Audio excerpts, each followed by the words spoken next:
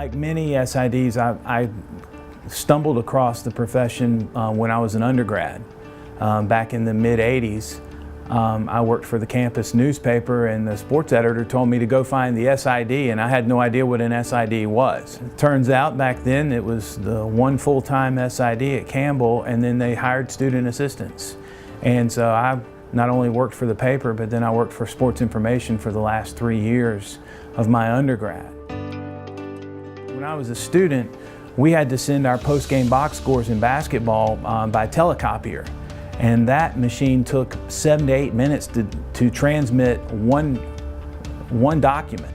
In my first year keeping basketball stats was all with a calculator and a typewriter. And so every time you had to do that season box score, you had to retype. And sometimes you were grateful when you had some did not play, so all you had to do, you didn't have to fill those guys back in. You got the white out and tried to do that. My job was judged on how many reporters came to our games and how many column inches we got.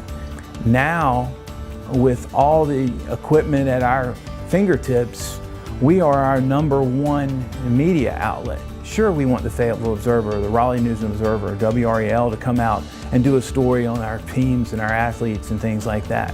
But if we have a great story to tell, we have the resources now in Buies Creek to tell it.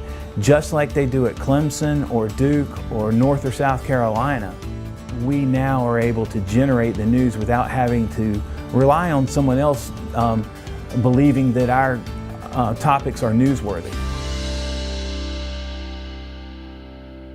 I love Buies Creek, I love Campbell University. It's been a great place to raise our kids and to have a home.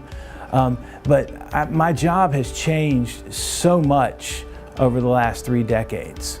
It is completely different, and it's been a new challenge. And I know that 2, 3, 5 years down the line, the job's going to be different again.